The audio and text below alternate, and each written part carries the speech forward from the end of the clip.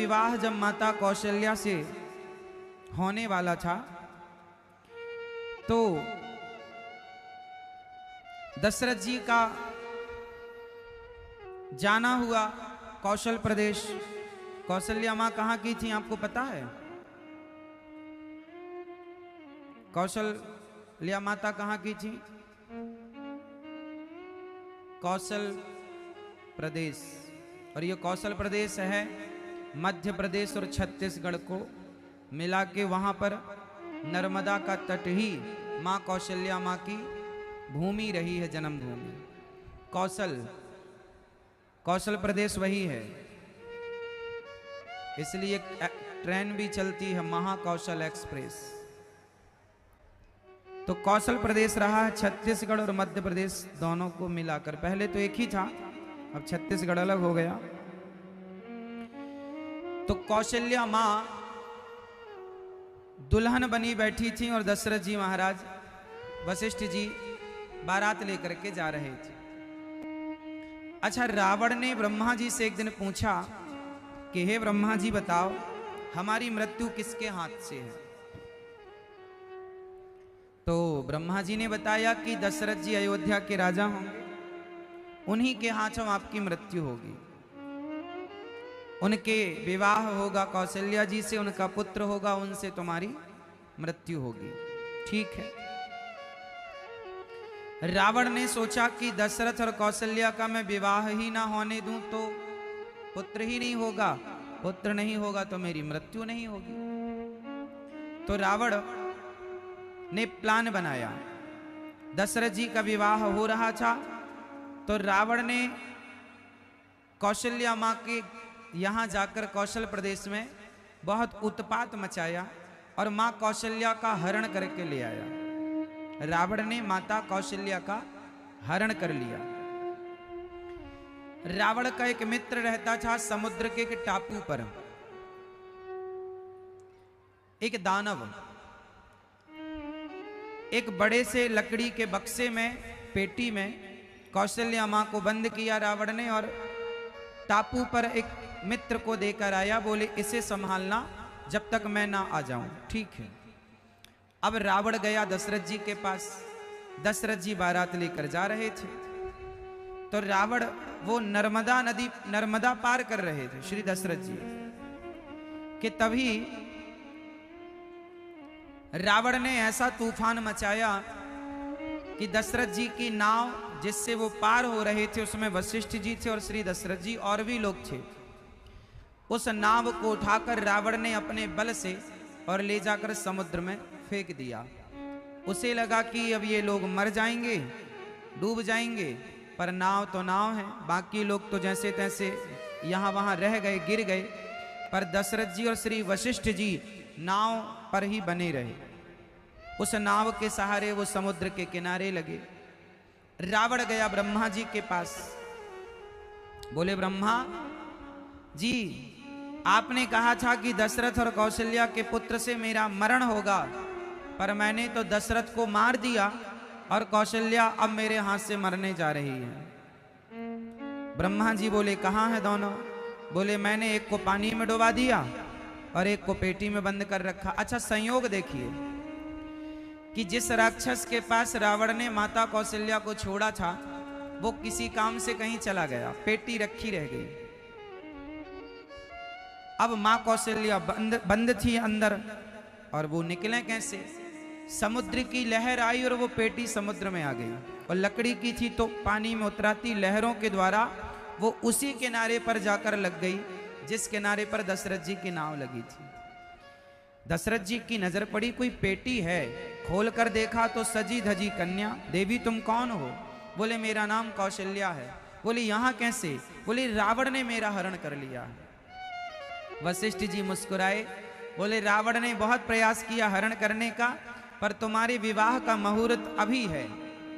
तुरंत अग्नि प्रज्वलित की। दोनों को गुरु जी ने कहा हम गुरुदेव तुम दुल्हा दुल्हन।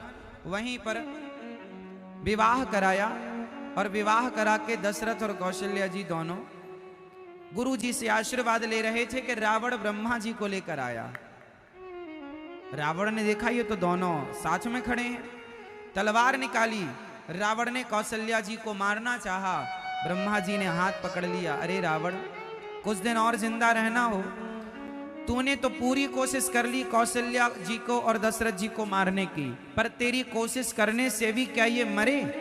नहीं, क्योंकि इन्हें बचाने वाला विधाता है, क्योंकि इनकी संतान से तेरा विनाश होगा। इसलिए तू हठ ना कर। यदि तू कौशल्या और दशरथ जी को अभी मारेगा तो इनके शरीर से रक्त की जितनी बूंदें गिरेंगी उतने राम अभी प्रकट होंगे और अभी तेरा नाश कर देंगे। कुछ दिन और जिंदा रहना हो, इनसे पंगा ना ले। ब्रह्मा जी ने कहा कि तेरे लाख प्रयास करने के बाद भी इनका विवाह हुआ, इनका मिलन हुआ। रावण वहां से चला गया। दशरथ जी और कौशल्या जी अयोध्या जी आए। ऐसे श्री दशरथ जी और कौशल्या जी के विवाह की चर्चा है। रावण ने पूरा प्रयास किया। फिर रावण ने एक वरदान मांगा ब्रह्मा जी से, हे ब्रह्मा जी हमें वरदान दो। क्या तपस्या की है तुम्हारी? हाँ हाँ मांगो। बोले दशरथ जी के कोई पुत्र ही ना हो, होगा ही नहीं तो हम मरेंगे नहीं। तो ब्रह्मा जी ने कहा तथास्तु, नहीं होगा। इसलिए दशरथ जी के कोई पुत्र नहीं हुआ। दशरथ जी से पुत्र नहीं हुआ, खीर खाने से पुत्र हुए। इसलिए दशरथ जी से कोई पुत्र, क्योंकि रावण ने वरदान मांग रखा है कि दशरथ जी के कोई संतान ना हो। इसलिए दशरथ जी के कोई संतान नहीं। वो यज्ञ किया, श्रृंगी ऋषि वशिष्ठ बुलावा और पुत्र की कामना के लिए सुंदर सपुत्रेष्टि यज्ञ कराया। यज्ञ संपन्न हुआ। यज्ञ नारायण भगवान ने खीर प्रकट की। खीर हुई, तीनों रानियों ने खीर खाई। खीर का एक हिस्सा, खीर का आधा हिस्सा मां कौशल्या ने लिया और आधे के 2 भाग किए, तो एक कैकेयी मां और एक सुमित्रा मां ने ग्रहण किया। कौशल्या मां को लगा कि मेरा हिस्सा ज्यादा है, तो उन्होंने फिर से अपनी खीर के 3 हिस्से किए। एक हिस्सा स्वयं लिया, एक हिस्सा कौशल्या मां ने कैकेयी मां को दिया और एक सुमित्रा मां को। तो सुमित्रा मां ने तो लगे हाथ खा लिया, पर कैकेयी मां थोड़ी आलसी थी, बोले जागूंगी तब खाऊंगी, रख दिया। तभी एक पक्षी आया और जिस बर्तन में खीर रखी थी वो बर्तन पंजे में दबा के उड़ा। और अंजनी मां तपस्या कर रही थी। अयोध्या से पक्षी उड़ा और कर्नाटक पहुंचा, जहां अंजनी मां तपस्या करती थी, किष्किंधा के आसपास। आंजनेय गांव आज भी है वहां पर दक्षिण में, जहां हनुमान जी का प्राकट्य हुआ। वो पक्षी के पंजे से वो खीर का पात्र गिरा और अंजनी मां ऐसे हाथ पसारे बैठी खड़ी थी तपस्या में, उनके हाथ में पात्र गिरा। उन्हें लगा मेरी तपस्या का फल मिला है। उन्होंने खीर ग्रहण कर ली और खीर खाने से उनके यहाँ पुत्र हुआ। 5 पुत्रों की प्लानिंग थी, पर एक को ट्रांसफर कर दिया अंजनी मां के यहाँ। इसलिए कहा गया है कि तुम मम प्रिय भरत ही सम भाई। हनुमान जी को क्या कहा राम जी ने कि तुम मेरे भरत जैसे भाई हो, क्योंकि भरत की मां कैकेयी का वो हिस्सा था जो पक्षी उड़ करके अंजनी मां तक पहुंचाया। इसलिए सुमित्रा मां ने 2 भाग खाए, एक अपना और एक मां कौशल्या का। इसलिए 2 पुत्र हुए। कैकेयी के भी 2 पुत्रों की प्लानिंग थी, पर कैकेयी मां ने खाया ही नहीं, तो अंजनी मां। और कौशल्या मां ने 1 भाग लिया, तो 1। टोटल 4, श्री राम, श्री लक्ष्मण जी, श्री भरत जी, श्री शत्रुघ्न जी। राम लक्ष्मण भरत शत्रुघ्न का जन्म हुआ। अच्छा, जन्म तो हुआ, भय प्रगट कृपाला दीन दयाला। राम जी का जन्म कितने बजे हुआ? मैं ये बताओ मेरी माँ, राम जी का जन्म कितने बजे हुआ? बेटा आप बताओ। मैया ना बताओ, तुम बता दो सब यहीं, घर में ना बताना कुछ। घर में बताई होती तो यहां क्यों बताना पड़ता? लो बताती जा रही है मैया, नकल करके पास हुई है मैया ये। बताओ बेटा, राम जी का जन्म कितने बजे हुआ? तिथि क्या थी? हाँ, 9वीं। दिन के अच्छा 12 बजे जब राम जी जन्म लिए तो 12 बजे ही क्यों आए? 11 बजे आ जाते, 1 बजे आ जाते, 9 बजे आ जाते, शाम को 4 बजे आ जाते। 12 बजे ही क्यों? दिन के 12 बजे। और वहां भगवान कृष्ण भी रात के 12 बजे, वहां भी 12, यहां भी 12। ये 12 से क्या मतलब है? जानते हो क्यों? घड़ी में 12 कब बजते हैं? बताओ। घड़ी में 12 तब बजते हैं जब तीनों कांटे ऊपर की तरफ हों। 3 कांटे होते हैं, घंटा, मिनट और सेकंड। जब तीनों कांटे तीनों मिलकर एक हो जाएं ऊपर की ओर, तब 12 बजते हैं। 3 दिखे ना, घड़ी में हर समय 3 कांटे दिखते हैं, पर 12 बजे बिल्कुल 1 कांटा दिखता है। तीनों मिलकर एक हो जाते हैं। आपके जीवन में भी 3 कांटे हैं। कौन कौन से? आपके जीवन में भी ये 3 कांटे हैं, और ये तीनों जब मिलकर एक हो जाएंगे ऊपर की ओर, भगवान की ओर, तो आपके जीवन में भी 12 बज जाएंगे और हृदय में भगवान का प्राकट्य हो जाएगा। पर 12 बजे कहाँ हैं अभी? ये 3 कांटे कौन कौन से हैं? रामचरितमानस में हर प्रश्न का उत्तर गोस्वामी जी ने दिया। 3 कांटे उत्तर कांड में गोस्वामी जी बता रहे कौन कौन से हैं। गोस्वामी जी कह रहे मैं अरु मोर तोरते माया। ये 3 कांटे। मैं मीन्स अभिमान, मैं और मोर, मोर मीन्स मोह। ये मेरा, ये मेरा, ये मेरा। मैं अरु मोर तोर, तेरा। ये मेरा है, ये तेरा है। मैं, मेरा और तेरा। कितने हो गए? जोर से 3 हो गए।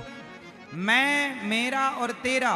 वो स्वामी जी कहते हैं कि मैं ना रह जाऊं, मैं ऊपर की ओर चला जाए, कि मैं कौन हूं? मैं ही ईश्वर का दास हूं। मेरे भीतर भी राम है और तेरे भीतर भी राम है। जब मेरे में भी राम दिखें, तेरे में भी राम दिखें, और मैं और मोर तोर ते माया। जब मेरे में राम, तेरे में राम, और जो है वो मेरा भी राम, मेरे तो गिरधर गोपाल। जब हर जगह केवल मैं, अभिमान समाप्त हो जाए, मेरा मोह समाप्त हो जाए, और तेरा भेद समाप्त हो जाता है जिसके जीवन में, उसके जीवन में भगवान प्रकट होते हैं। दशरथ जी के जीवन में मैं, मेरा, तेरा समाप्त हो गया ठीक 12 बजे, और श्री राम का प्राकट्य हुआ। जब तक आप अपना अभिमान नहीं मिटाओगे, मैं मोह नहीं मिटाओगे, मोह, ये मेरा, ये मेरा, ये मेरा, मरते रहो सारी जिंदगी करते करते कि ये मेरा। अच्छा बताओ आपका क्या है? क्या है आपका? कहने को तो बहुत कुछ है कि ये मेरा, ये मेरा, ये मेरा, लेकिन आप कहते हो ये बेटा मेरा, ये बेटी मेरी, ये परिवार मेरा। चलो छोड़ो बेटा बेटी परिवार, ये बताओ ये शरीर जो है क्या ये आपका है? उत्तर दो। शरीर आपका है? यदि शरीर आपका है तो जब आप बूढ़े हो जाते हैं तो शरीर आपका साथ छोड़ना शुरू कर देता है। बुढ़ापे में आंखों ने देखना छोड़ दिया, बुढ़ापे में बाल सफेद हो गए, बुढ़ापे में चमड़ी ढीली पड़ गई, और धीरे धीरे घुटना, कमर, धीरे धीरे शरीर ने हमारा साथ छोड़ना शुरू कर दिया। और एक दिन फाइनली ये शरीर हम सबका साथ छोड़ देता है। अच्छा बताओ, आपकी आंखें आपका साथ छोड़ देती हैं कि नहीं? बोलो हाँ। घुटने साथ छोड़ देते हैं? बोलो हाँ। इसका मतलब ये शरीर आपका है? यदि आपका था तो आपका साथ इसने छोड़ क्यों दिया? इसका मतलब 24 घंटे हमारे साथ में रहता हुआ शरीर भी हमारा नहीं है। जब ये शरीर हमारा ना हुआ तो इस शरीर से संबंध जितने हैं भला वो हमारे कैसे हो सकते हैं? इसलिए जो हमारा है उसे पहचानिए। मेरे तो गिरधर गोपाल, दूसरो ना मेरा भगवान है। संसार मेरा, मेरा शरीर भी मेरा नहीं, संसार भी मेरा नहीं। उलझे पड़े हो। 12 बजे राम जी का प्राकट्य, राम जी का जन्म। अच्छा राम जी का जन्म हुआ तो दशरथ जी ने, वहां एक चौपाई आई है बालकांड में, सर्वस्व दान दीन सब काहू, और जे ही पावा राखा नहीं ताहू। इसका मतलब क्या है? दशरथ जी ने सब कुछ दान दिया, सर्वस्व दान। सर्वस्व मतलब सब कुछ। सब कुछ का मतलब क्या होता है?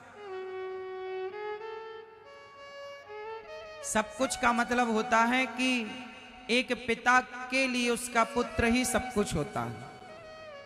सोना चांदी हीरा मोती तो दिया, पर सर्वस्व दान दीन सब काहू। और जेही पावा, जो पाया वो रख नहीं सका। इस चौपाई का संदेश क्या है? क्या कहना चाह रही है ये चौपाई? जरा मैं आपको समझा दूं इस चौपाई का अर्थ। बताओ, दशरथ जी के बड़े पुत्र का नाम क्या है? कौन? दशरथ जी के बड़े पुत्र का नाम बताइए। जोर से, जोर से और जोर से। राम। तो फिर ये बताइए कि जब दशरथ जी की मृत्यु हुई, तो दशरथ जी की मृत्यु जब हुई तो हमारे सनातन धर्म में एक नियम है कि जब बाप मर जाता है तो बाप का अंतिम संस्कार बड़ा बेटा करता है। हाँ या ना? बोलो हाँ। तो जब दशरथ जी की मृत्यु हुई तो श्री दशरथ जी का अंतिम संस्कार राम जी ने क्यों नहीं किया? अब आप कहेंगे वो तो वनवास में थे। तो वनवास में चित्रकूट में थे उस समय राम जी, और चित्रकूट अयोध्या से बहुत दूर नहीं है। और राम जी को शहर और नगर में जाने की परमिशन नहीं थी 14 साल। तो कोई बात नहीं, सरयू का किनारा ही तो था जहां दशरथ जी का अंतिम संस्कार हुआ, तो वहां आ जाते और पिता को मुखाग्नि दे देते। पर दशरथ जी के अंतिम संस्कार में राम जी नहीं आए। भरत जी ननिहाल से आ गए, कश्मीर से। तो क्या दशरथ, भरत जी ननिहाल से आ गए, तो क्या राम जी चित्रकूट से नहीं आ सकते थे? बोलो हाँ, आ सकते थे। तो क्यों नहीं आए? इसका मतलब यह हुआ कि जो सर्वस्व दान दीन सब काहू, इस चौपाई का जो अर्थ है, इस अर्थ को समझने के लिए एक छोटी सी कथा समझनी पड़ेगी। दशरथ जी के बड़े पुत्र राम नहीं है। आपने कहा राम, ठीक है, हम सब यही जानते हैं। दशरथ जी के बड़े पुत्र राम नहीं है, दशरथ जी के बड़े पुत्र श्री भरत जी हैं। कैसे? क्योंकि राम जी का तो दान कर दिया था दशरथ जी ने। दान कर दिया। किसे दान कर दिया? ये उन दिनों की बात है जब एक बार दशरथ जी देवासुर संग्राम में देवताओं के पक्ष से राक्षसों से युद्ध लड़ रहे थे। एक दिन की बात है कि दशरथ जी का रथ, उस रथ पर एक दैत्य ने बाण मारा और रथ का पहिया टूट गया और दशरथ जी उस रथ से नीचे गिर गए। आकाश में युद्ध हो रहा था स्वर्ग के राजाओं के साथ मिलकर। तो दशरथ जी ऊपर से गिरने लगे। गिरते हुए दशरथ जी को जटायु जी ने देखा और जटायु जी ने अपने पंखों को फैलाकर दशरथ जी को अपने पंखों पर लिटाया और आहिस्ता आहिस्ता धीरे धीरे उतारा। जब दशरथ जी को होश आया तो उन्हें याद आया कि मैं तो ऊपर से गिर रहा था, मेरे प्राणों की रक्षा जटायु जी आपने की है। आप मेरे मित्र हैं, आप मेरे सखा हैं। मित्र, आपने मेरे प्राणों की रक्षा की है, बताइए मैं आपको क्या दूं? जो मांगेंगे दूंगा। जटायु जी ने कहा, हे दशरथ जी, मेरे कोई संतान नहीं। जटायु जी ने कहा, हे दशरथ जी, मेरे कोई संतान नहीं है। वैसे आपके प्राणों की रक्षा हमने की, ये हमारा धर्म था, हमें कुछ चाहिए नहीं। दशरथ जी ने कहा, मांग लो। तो ठीक है। तो दशरथ जी से जटायु जी ने कहा कि मेरे पुत्र नहीं है, मैं चाहता हूं कि जब आपका बड़ा पुत्र हो तो आप बड़े पुत्र को आप मुझे दे दीजिए, क्योंकि मेरे कोई संतान नहीं। दशरथ जी ने कहा, जरूर। दशरथ जी के जब बड़े पुत्र हुए श्री राम, तो जटायु जी आ गए, दो भैया। तुम्हारे 4 हो गए हमें। तो दशरथ जी ने अपना बड़ा पुत्र अर्थात राम जी को जटायु के हाथों सौंप दिया। तो सर्वस दान दीन सब काहू, ये इस चौपाई का अर्थ है। सर्वस दान, सर्वस मतलब दशरथ जी का सर्वस्व क्या था? अरे एक भक्त का सर्वस्व भगवान होता है और दशरथ जी के सर्वस्व तो राम ही थे। तो सर्वस्व सब कुछ दे दिया, राम को दे दिया। सर्वस्व दान दीन सब काहू। अब जटायु जी लेकर जाने लगे। तो जटायु जी जब लेकर गए तो नारद जी ने कहा कि हे जटायु जी, इस बच्चे को आप कहां रखेंगे? इस बच्चे को आप कहां रखेंगे? ना आप दूध पिला पाएंगे, ना परवरिश कर पाएंगे। मैया, ओ मेरी माँ, देखो जरा, भगवान जी की तरफ पीठ करके खड़ी है मैया। लो कथा सुनने आई हो मेरी माँ, बैठो। ओ मैया यहां से बोल रहे हैं। नहीं मतलब तुम्हें, मैयाओं को वहीं बिठालते चलो, है ना। अब जो भी आए वहीं बिठालना।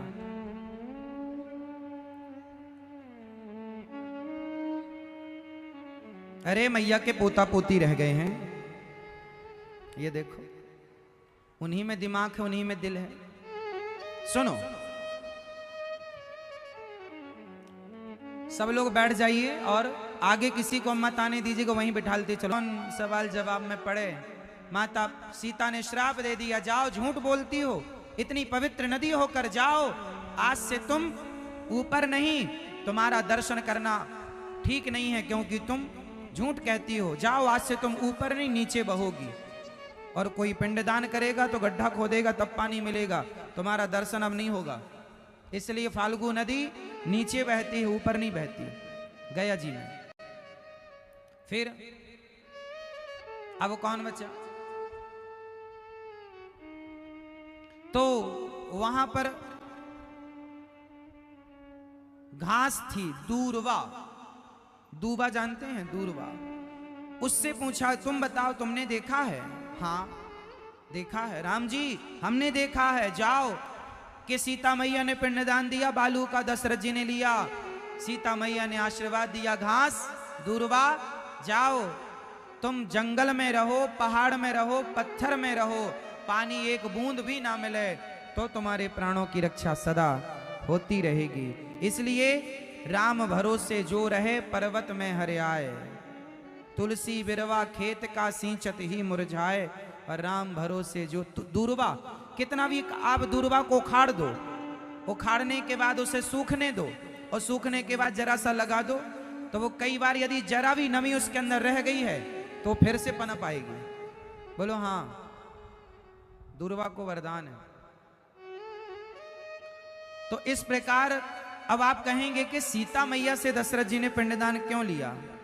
तो बात समझो, जो गया तीर्थ है, केवल गया तीर्थ ऐसा है जहां पर स्त्रियां भी पिंडदान कर सकती हैं, अपने ससुर का, अपने पति का, अपने पुत्र का, मतलब स्त्रियां भी पिंडदान कर सकती हैं गया जी में। और उस पिंडदान का शुरुआत सबसे पहले माता सीता ने की, पहला पिंड उन्होंने दशरथ जी को दिया। आज भी जिनके भाई नहीं होते, जिनके बेटा नहीं होते और बेटियां होती हैं, तो बेटी जाके अपने बाप का, अपनी मां का पिंडदान कर सकती है गया जी में।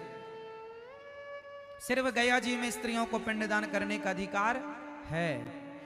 वो अपने भाई का भी कर सकती है, मतलब आपके वंश में कोई नहीं बचा और एक स्त्री रह गई है, तो वो अपने मां के पक्ष और ससुराल पक्ष, दोनों पक्षों का पिंडदान कर सकती है। इसलिए बेटा नहीं है, सिर्फ बेटी है, तो भी तुम्हारे कुल को बेटी तार देगी।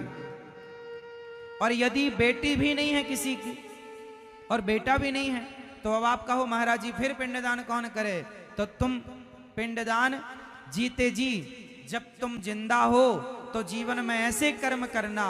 पिंड कहते हैं शरीर को, शरीर को एक पिंड कहते हैं, शरीर हमारा एक पिंड है। हम कहते हैं कि जीते जी अपने आप को भगवान को दान कर दो। हे प्रभु, आज से मैं आपका हो गया, ये पिंडदान है। अपने आप को जीते जी प्रभु के हवाले कर दो।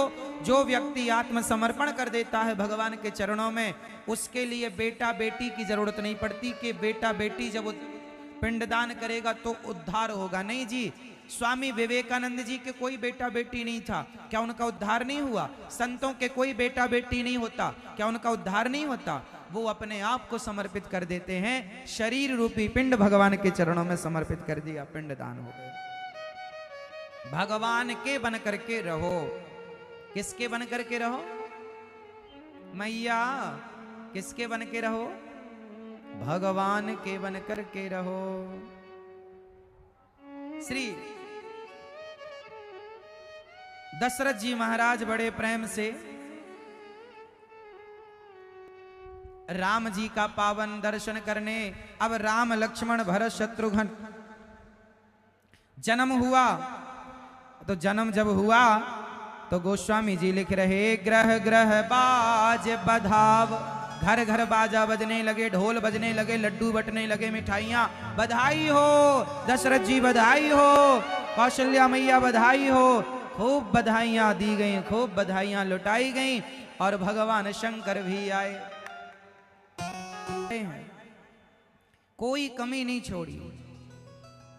ऐसे श्री दशरथ जी, अब राम जी का नामकरण श्री वशिष्ठ जी महाराज कर रहे हैं।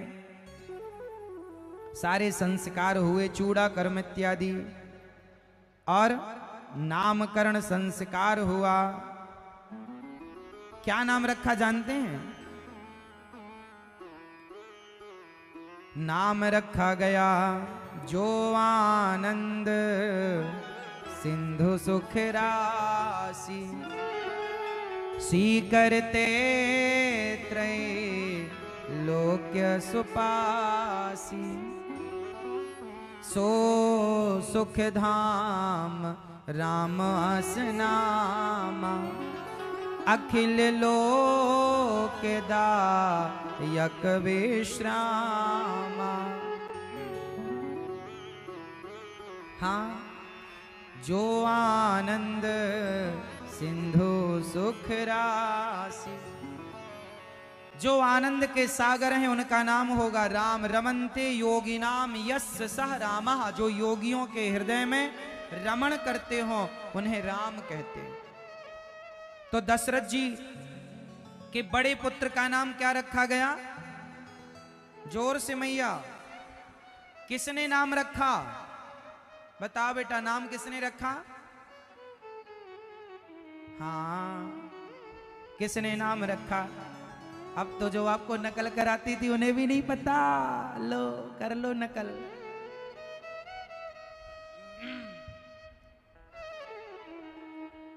मैया बताओ, श्री राम जी का नाम राम किसने रखा? श्री वशिष्ठ जी। राम जी के कुल गुरु कौन है? श्री वशिष्ठ जी। श्री वशिष्ठ जी की पत्नी कौन है? माता अरुंधति। क्या नाम है? जोर से, माता अरुंधति। राम जी का नाम हुआ राम। और विश्व भरण पोषण कर जोई, ताकर नाम भरत वस होई। जो विश्व का भरण पोषण करेंगे वो भरत नाम से जाने जाएंगे। जाके सुमिरन। भैयों का जन्म सब 12 बजे एक ही समय पे उत्पन्न हो जाते तो छोटे बड़े का भेद कहाँ रहता?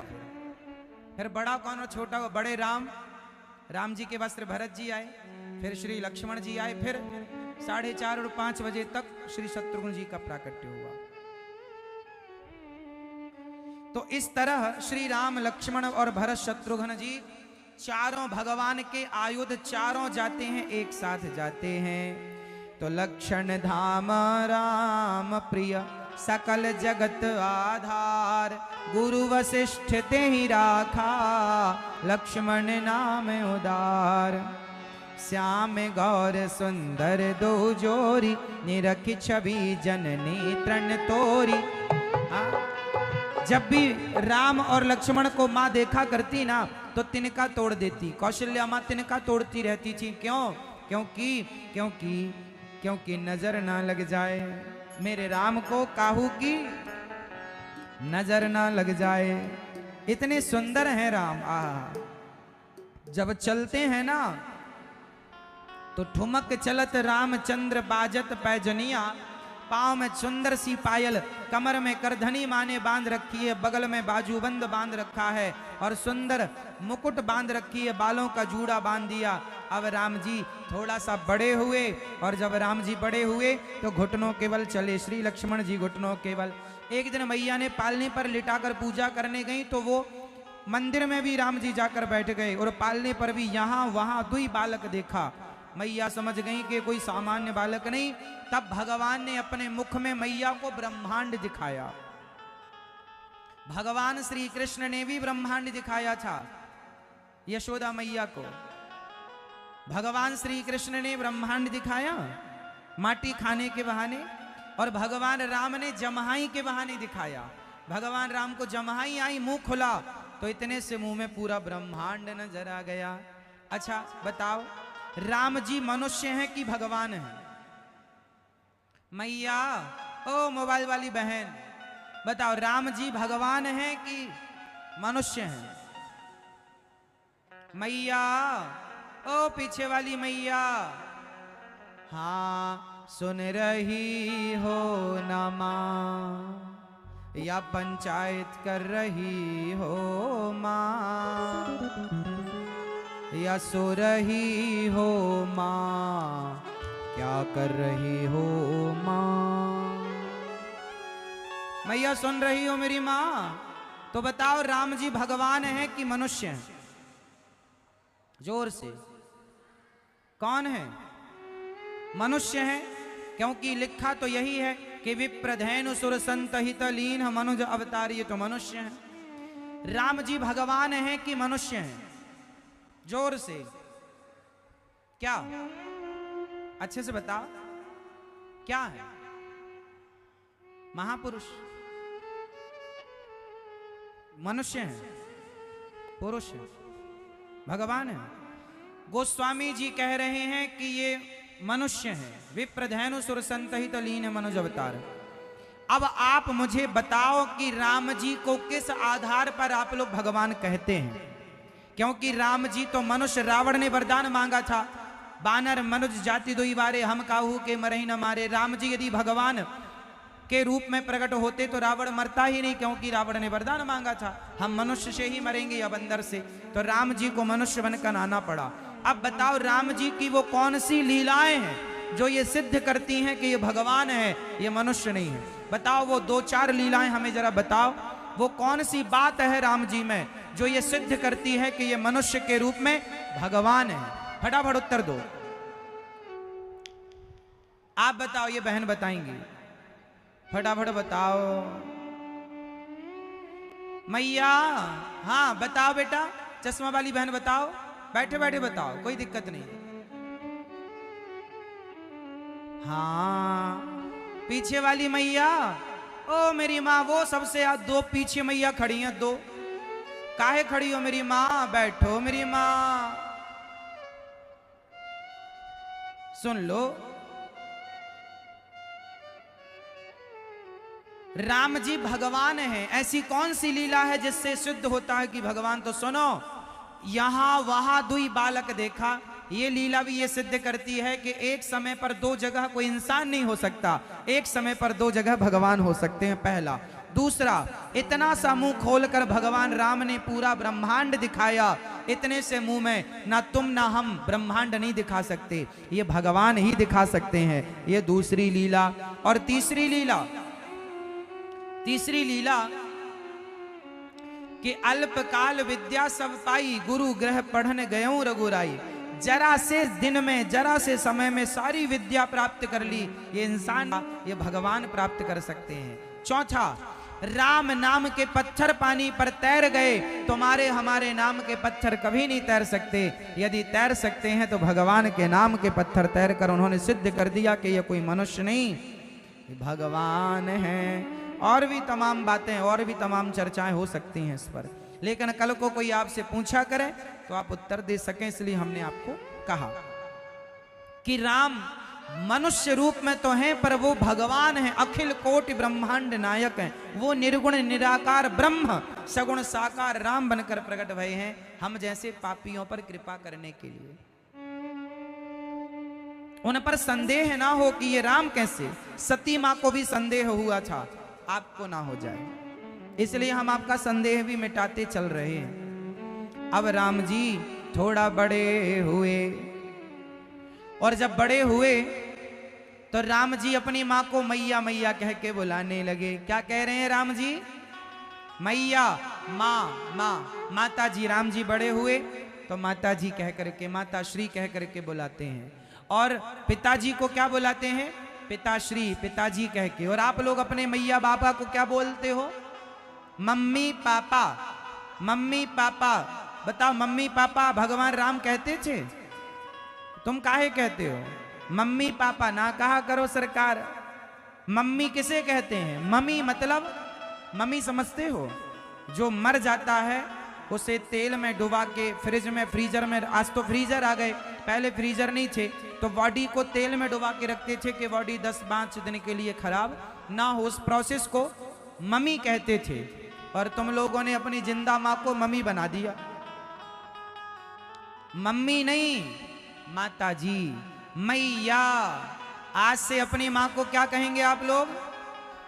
मैया मैया कहने लगे मोहन, मैया मैया। भगवान कृष्ण क्या कहते हैं यशोदा मैया को? मैया।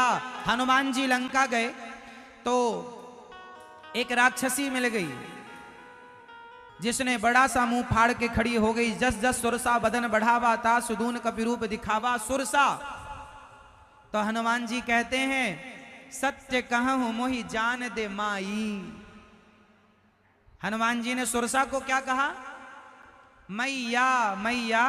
सत्य कहता हूं लौट के आऊंगा तब मुझे खा लेना, अभी तो राम काज के लिए जाने दो। सत्य कहूं मोहि जान दे माई। हनुमान जी मैया कहते हैं, राम जी मैया कहते हैं, कृष्ण जी मैया कहते हैं। हम भी आपको मैया कह रहे हैं और आप मम्मी कह रहे हैं। मम्मी,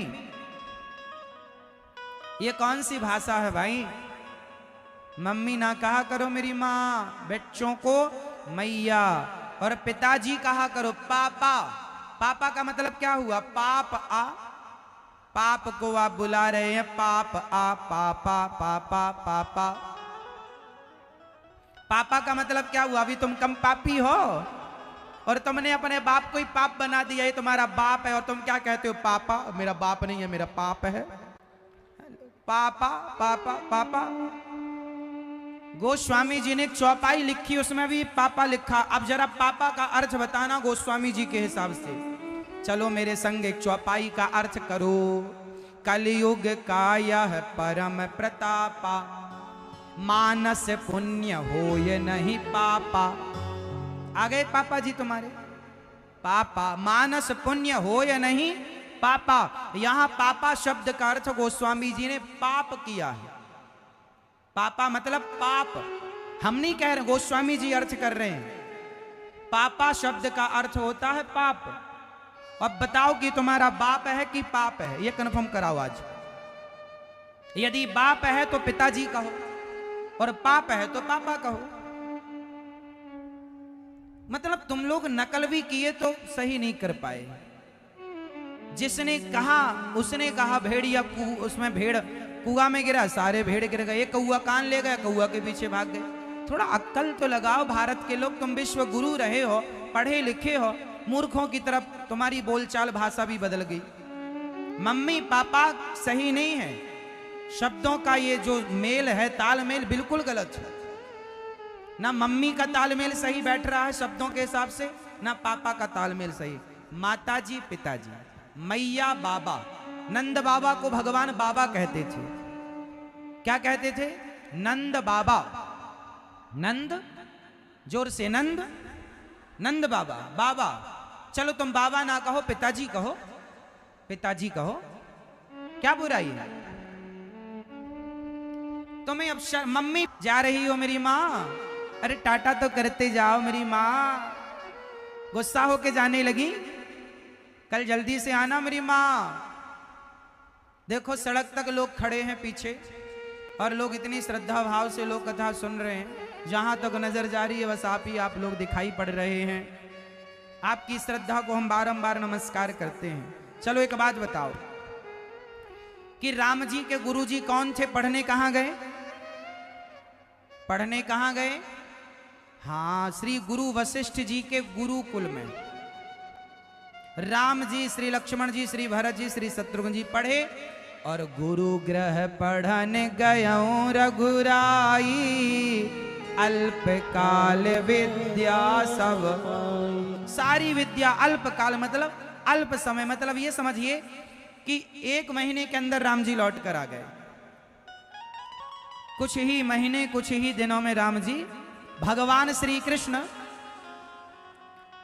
64 दिन तक रहे और राम जी भी ले लो आप महीने 2 महीने ले लो, और क्या अल्पकाल मतलब कम समय में पढ़कर आए। और जब पढ़कर आए, अच्छा बताइए विद्या हमें क्या देती है? विद्या पढ़ने से हमें क्या मिलता है? बताओ, विद्या हमें क्या देती है मेरी मां? जोर से बताओ, विद्या क्या देती है? जोर से। पीछे वाले भैया बताओ, विद्या क्या देती है? ज्ञान। गलत उत्तर है। मैया बताओ, विद्या क्या देती है? ज्ञान। बिल्कुल गलत उत्तर है। विद्या कभी ज्ञान नहीं देती। विद्या ददाति विनयम। विद्या हमें सहज सरल नम्र बनाती है। जिसके अंदर सहजता, सरलता, नम्रता है वही ज्ञानी है। वरना पढ़े लिखे जो मूर्ख, जो अपने माँ बाप से बात करना भी नहीं जानते, उनका अनादर, बड़ों का अपमान करते हैं, डिग्रियां बड़ी हैं पर सम्मान माँ बाप का भी ना कर पाए, उन्हें आप पढ़ा लिखा ज्ञानी कैसे कहेंगे? क्योंकि नम्रता तो आई नहीं। इसलिए विद्या ज्ञानी नहीं बनाती, विद्या नम्र बनाती है। राम जी जब पढ़कर आए तो प्रातः काल, राम जी कितने बजे जागते हैं? मैया, राम जी कितने बजे जागते हैं? सवेरे 4 बजे, 5 बजे। आप लोगों को सूर्य उदय होने से पहले जाग जाना चाहिए। सवेरे जल्दी जागना चाहिए, सूर्योदय के पहले। जो व्यक्ति ब्रह्म मुहूर्त का दर्शन नहीं करता, वो ब्रह्म का भी दर्शन कभी नहीं कर सकता। इसलिए ब्रह्म मुहूर्त का दर्शन तो करना ही चाहिए। सवेरे जल्दी जागोगे, सूर्योदय का दर्शन करो, सूर्य भगवान को प्रणाम करो। प्रातः काली उठ के रघुनाथा, राम जी सवेरे जल्दी जागते हैं और जाग कर क्या करते हैं? मात पिता गुरु नावहि माथा। सवेरे जाग कर राम जी नहाते धोते हैं और नहा धोकर जल सूर्य भगवान को चढ़ाकर माता को, पिता को, गुरुजनों को प्रणाम करते हैं। आप में से कितने लोग रोज सवेरे अपने से बड़ों को प्रणाम करते हैं? जो करते हैं वो हाथ उठा लो। रोज सवेरे जागकर सबसे पहले बड़ों को, माता को, पिता को, दादा को, दादी को, गुरुजनों को, ब्राह्मणों को, संतों को प्रणाम कर, जो मिल जाए बड़े श्रेष्ठ सबको प्रणाम कर डालो। आप करते हो भैया? आपकी माँ है, करते हो प्रणाम? रोज पांव पड़ते हो? 2 बार? 2 माँ है आपकी? ठीक है। आपकी सेवा करते हो? माँ के पांव छूते हो? नहीं छूते ये भैया, नहीं छूते। रोज तो नहीं छूते हो, कभी कभी छूते होंगे। रोज छूने में कोई अपराध है? कोई दिक्कत? पैसे खर्च होते हैं। राम जी रोज प्रणाम करते हैं, रोज प्रणाम करते हैं। हमारी सबसे बड़ा धन क्या है? हमारा सबसे बड़ा धन क्या है बताओ? बच्चों को क्या देना चाहिए? पैसा या संस्कार? जोर से। बच्चों को क्या देना चाहिए? पैसा कि संस्कार? संस्कार। सबसे बड़ा धन है संस्कार। आप अपने बच्चों को संस्कार दीजिए। राम जी के संस्कार, बड़ों के प्रति झुकना, ये संस्कार आजकल के बच्चों में देखने को नहीं आता। आजकल के बच्चे, हमारे गांव में पहले सारे बूढ़ों का सम्मान हम लोग किया करते थे। आज भी हम तो आज भी करते हैं सबका। पर गांव के लोगों को हमने देखा है कि कोई लड़का बीड़ी भी पी रहा है और कोई बूढ़ा आ गया तो बीड़ी छिपा लेता था। यदि वो बैठा है और कोई बूढ़ा आ गया तो खड़ा हो जाता था। ये शिष्टाचार था हमारे यहां पहले। अब तो भैया बड़े बूढ़ों के सामने आजकल के छोरा सिगरेट पीते हैं। और गलती बच्चों की तो है, बूढ़ों की भी गलती है कि बूढ़ों ने अपने बगल में बिठा बिठा के बच्चों को जुआ खिलवाया, ताश खिलवाते हैं।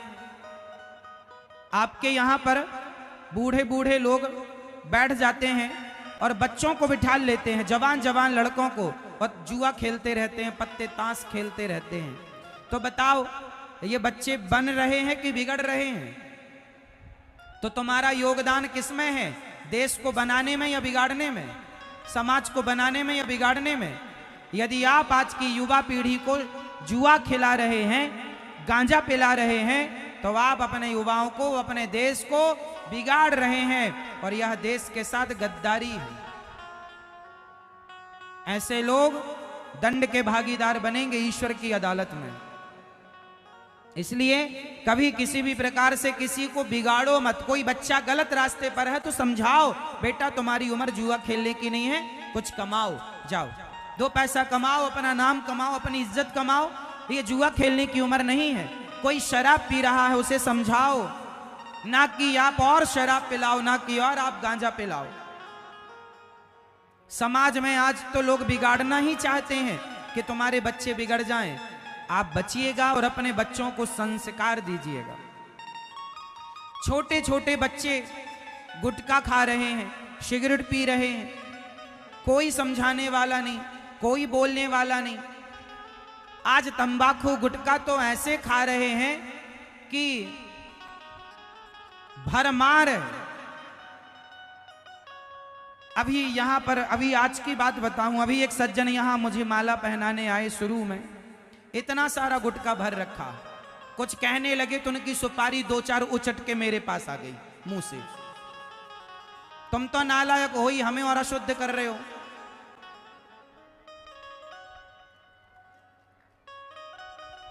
इनकी सुपारी यहां गिरती रहती है, तंबाकू टपक रही है, कई बार तो इनकी लार टपक जाती है। तंबाकू गुटखा खाने वाले मुंह उठा के बात करते हैं जैसे नाले का पानी भर रखा हो मुंह में। अगले जन्म में भगवान तुम्हें सुअर बनाएगा। तुम्हें ज्यादा गंदगी पसंद है ना, खाते रहना वहां नाले में पड़े पड़े। अरे मुंह दिया भगवान ने इतना सुंदर, अरे मुख की सुंदरता राम नाम से है। जिसके मुंह में राम का नाम है वही मुंह सुंदर है, जिसके मुंह में तंबाकू गुटखा भरा है। ये तो कितनी दुर्गंध आती है तुम्हारे मुंह से। तुम तंबाकू गुटखा भर के जब चलते हो दुर्गंध आती है, जितना दुर्गंध नाले से निकलती तुम्हारे मुंह से निकल रही है। दिन भरा है मुंह बिल्कुल तंबाकू, दिन भर गुटखा खोलेंगे पूरा मुंह पर ही झड़ाएंगे सीधा, भले उसमें गधे का कोई मलमूत्र मिला रखा हो, है ना। देखते भी नहीं उसके अंदर क्या है, फिर भी खाना है। इसलिए पहले अपनी वाणी को शुद्ध कीजिए। जो व्यक्ति तंबाकू गुटखा सिगरेट बीड़ी इत्यादि का सेवन करता है, जो किसी और नशे में फंसा है। हमारे देश के एक संत हुए हैं दधीची ऋषि, जिन्होंने अपनी हड्डियों का दान दे दिया। हमारे भारत के संत शादी नहीं करते, कई संत विवाह नहीं करते। हमारे संत कई बार हर सुख से दूर रहते हैं। हर सुख छोड़ा किसके लिए? भगवान के लिए। संत सुख छोड़ देते हैं भगवान के लिए, और तुम तंबाकू गुटखा सिगरेट जैसी तुच्छ चीज नहीं छोड़ पाते। तुमसे हम कहें कि काम क्रोध लोभ मोह छोड़ दो, तुमसे गुटखा तंबाकू बीड़ी तो छूट नहीं रही है, तुम काम क्रोध लोभ मोह क्या छोड़ोगे? तुम्हें अभी कितने जन्म लेने पड़ेंगे भवसागर से पार जाने के लिए। इसलिए कहता हूं अभी से छोड़ना स्टार्ट कर दो। एक बूढ़े से हमने कहा तंबाकू क्यों खाते हो? अरे महाराज जी अब तो बूढ़े हो गए, अब तो मरने पर ही छूटेगी। हमने कहा मरने पर तो छूटेगी, छूट ही जाएगी, मरने के बाद तो तुम खाओगे नहीं। लेकिन बताओ कि तुम हार गए या जीत गए? तुम्हें एक तंबाकू ने हरा दिया, उससे तुम ना छोड़ पाए। हमारे संत साधु ऋषि मुनियों ने शरीर छोड़ दिया भगवान के लिए। सुख छोड़ दिया भगवान के लिए, नशा एक ही करते हैं, केवल राम नाम का, कृष्ण नाम का। और आप लोगों से ये तुच्छ से नशे, 2 कौड़ी के नशे नहीं छूटते। इससे क्या होगा? तुम्हारे बच्चे खा रहे हैं गुटखा, उन बच्चों का क्या भविष्य होगा? सोचा है कभी? देश की युवा पीढ़ी को बर्बाद करने में उन बूढ़ों का हाथ है जिन्होंने बच्चों को जुआ खिलाया, तंबाकू खुद खाते और उनको भी खिलाते। क्या शिक्षा दे रहे हो तुम? क्या भविष्य होगा इन बच्चों का? कैसे ये देश का नाम रोशन करेंगे, अपना और अपने परिवार का नाम रोशन करेंगे? आज की युवा पीढ़ी बड़े खतरे में है, इसलिए बच्चों को लेकर सजग हो जाइए। बच्चों के पास धन दौलत 2 पैसे कम हो चलेगा, पर संस्कार बराबर होने चाहिए। संस्कार जरूर दीजिए अपने बच्चों को। बच्चों को लेकर के थोड़ा जागरूक हो जाइए।